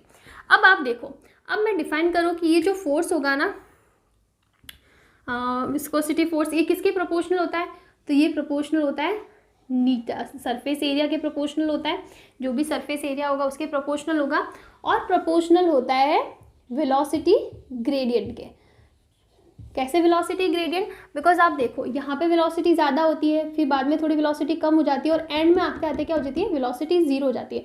तो बेसिकली यहाँ पे एक वेलोसिटी का क्या हो रहा है, this is D x distance, velocity का क्या हो रहा है, ग्रेडियंट क्रिएट होता है। इसको हम लोग बोलते हैं वेलोसिटी ग्रेडियंट। और अगर मैं इस फॉर्मूला को और अच्छे से लिखूँ ना, तो हमारे पास हो जाएगा F is equal to minus का eta A d v upon d x. This is the viscosity force, और ये नीटा जो है ना ये होता है विस्कोसिटी कांस्टेंट, विस्कोसिटी कांस्टेंट। ठीक है, और ये d v upon d x क्यों आ रहा है, बिकॉज यहाँ पे वेलोसिटी का ग्रेडियंट क्रिएट हो रहा है। जैसे जैसे नीचे की डायरेक्शन में जा रहा है वेलोसिटी क्या हो रही है, कम होती जा रही है।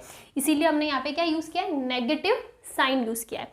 हम लोग इसको ऐसे भी समझ सकते हैं कि फॉर एग्जाम्पल हमारे पास कोई ऑब्जेक्ट है, ठीक है, यहाँ पे, और हम लोग यहाँ तक बात करें, ये डिस्टेंस d है, यहाँ पे जाके वेलोसिटी क्या हो जाएगी, जीरो हो जाएगी, और यहाँ पे वेलोसिटी v है। तो अब अगर मैं वेलोसिटी ग्रेडियंट निकालूँ d v upon d x, negative वाला, तो क्या हो जाएगा, नेगेटिव इनिशियली वेलोसिटी कितनी है v, फाइनल वेलोसिटी कितनी है, जीरो। यहाँ पे डिस्टेंस क्या हो जाएगी, जीरो हो जाएगी। इस लेयर की इस लेयर से तो जीरो हो जाएगी, और इस लेयर के बीच में मतलब ये हो जाएगा जीरो माइनस डी। तो ये हो जाएगा नेगेटिव का v अपॉन माइनस डी, या फिर हो जाएगा v अपॉन डी, मतलब पॉजिटिव का। तो इस फॉर्मूले को हम लोग ऐसे भी लिख सकते हैं, viscous force is equal to eta A v upon d. This is our viscous force. बहुत ही ज़्यादा दिमाग लगाने का इसमें काम नहीं है, सिंपल सी चीज़ है। पानी की जो लेयर्स होती है, पानी या फिर लिक्विड की जो लेयर्स होती है, उनके बीच में जो फोर्स काम करता है ना, dragging force, that is viscous force. यहाँ पे एक वेलोसिटी ग्रेडियंट क्रिएट होता है, बिकॉज जैसे जैसे हम लोग ज़्यादा अंदर की साइड जाते हैं, वेलोसिटी जो लेयर्स के बीच की वेलोसिटी है वो कम होती जाती है, और एंड में आके एकदम स्टेबल शांत हो जाता है, काम हो जाता है, तो वहाँ पे वेलोसिटी क्या हो जाएगी, जीरो हो जाएगी। और इसी रिलेशन से हमने ये फॉर्मूला निकाल दिया। अब इसी के ऊपर एक इम्पॉर्टेंट लॉ आता है विच इज स्टोक्स लॉ। छोटा सा टॉपिक है, विस्कोसिटी में बहुत ज़्यादा कुछ है नहीं। Stokes law, basically Stokes law सिर्फ और सिर्फ क्या करता है कि किसी भी कंटेनर के अंदर अगर कोई राउंड ऑब्जेक्ट है ना, और वो v वेलोसिटी से ट्रैवल कर रहा है, तो इसके ऊपर जो फोर्स लग रहा है ना विस्कोसिटी की वजह से, वो डिफाइन करता है, and this force is what, 6 pi eta are v. ये डिफाइन करता है बस।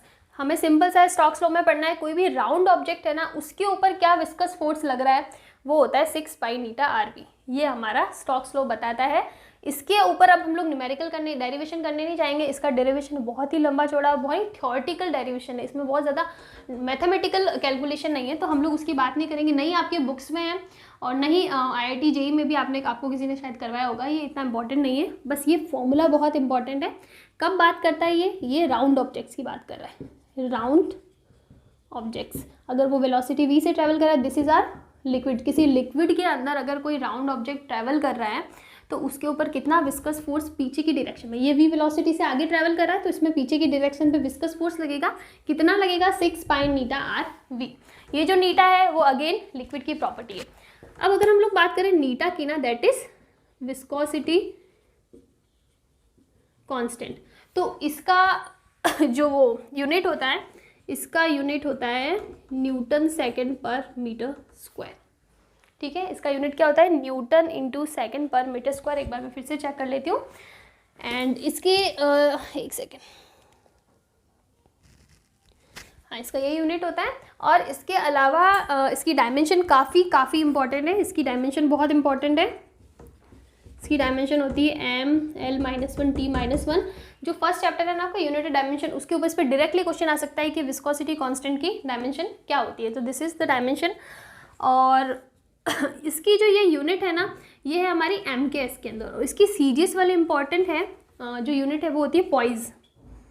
ठीक है, और अगर हम लोग कन्वर्ट करें ना तो ये MKS वाली 10 पॉइज के बराबर होती है। तो ये छोटे मोटे से इसकी प्रॉपर्टीज़ है कि इसकी यूनिट होती है न्यूटन सेकंड पर मीटर स्क्वायर। इसका डायमेंशन इतना होता है। इसकी CGS में यूनिट होती है पॉइज। और MKS और CGS का कंपेयर करें तो MKS वाली यूनिट किसके बराबर होती है, 10 पॉइज के बराबर होती है।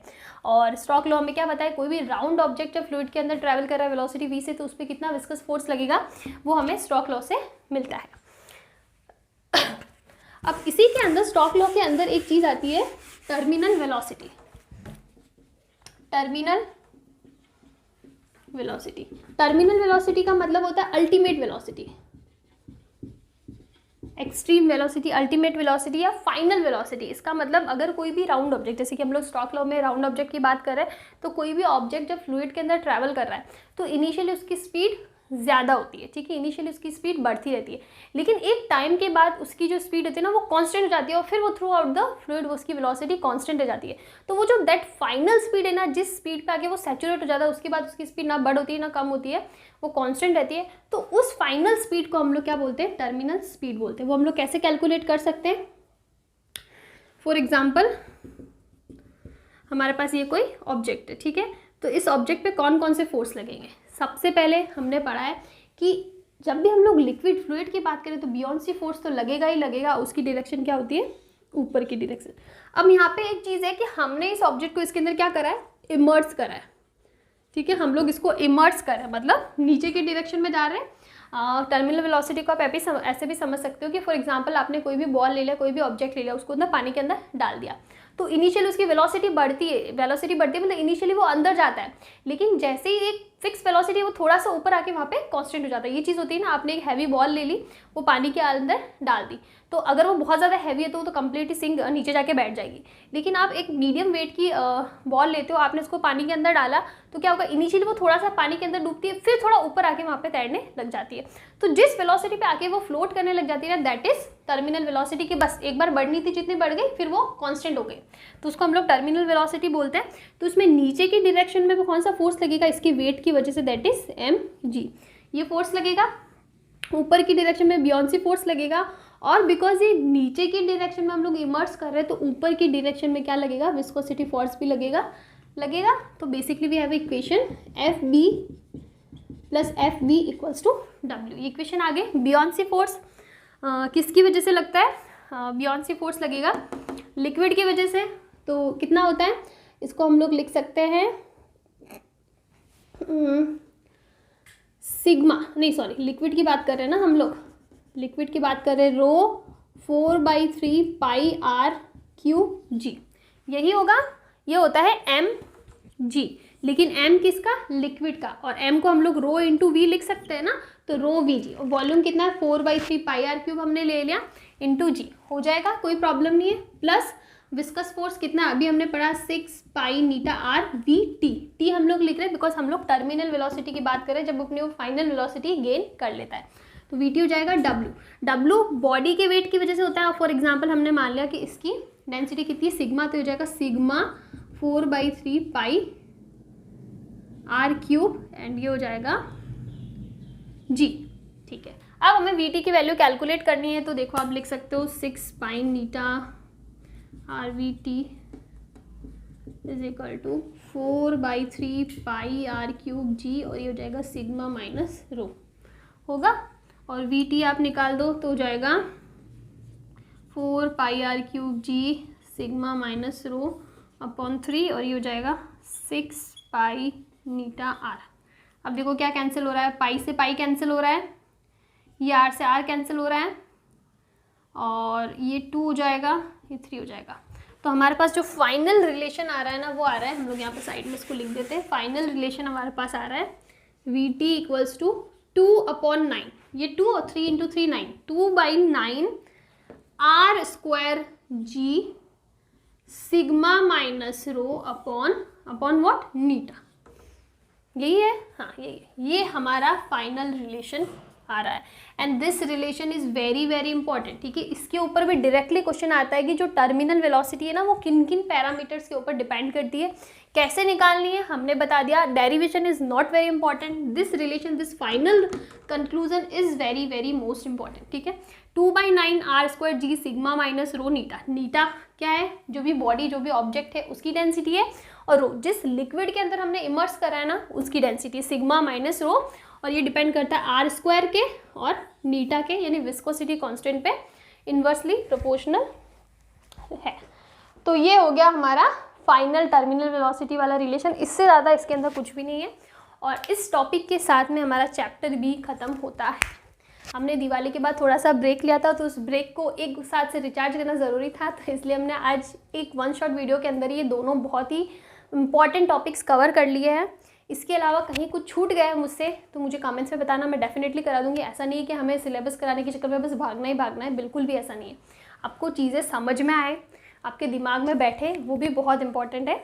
तो अगर कहीं कुछ रह जाता है, नहीं समझ में आता, मुझे बताना, मैं टाइम निकाल कर अच्छे से वीडियो बना के डालूंगी, उसमें कोई भी प्रॉब्लम नहीं है।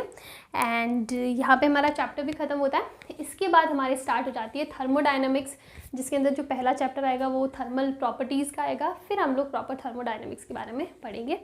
अच्छे टॉपिक से थोड़े से ईजियर साइड में अब हम लोग जाएंगे। यहाँ तक ये चैप्टर काफ़ी डिफ़िकल्ट था, इसके ऊपर न्यूमेरिकल्स भी अच्छे अच्छे बनते हैं, तो न्यूमेरिकल वाला पार्ट भी हम लोग करेंगे। आप ऐसा मत सोचना कि हम लोग न्यूमेरिकल्स नहीं करने वाले, डेफिनेटली न्यूमेरिकल्स पे अलग से वीडियोस लेके आएंगे जो प्रॉपर न्यूमेरिकल्स पे ही रहेंगे। तो ठीक है, आज हम लोग हमारा चैप्टर कंप्लीट हो गया, यहाँ पे हम लोग हमारा वीडियो भी एंड करते हैं। नेक्स्ट वीडियो में नेक्स्ट चैप्टर की बात करेंगे, तब तक के लिए थैंक यू।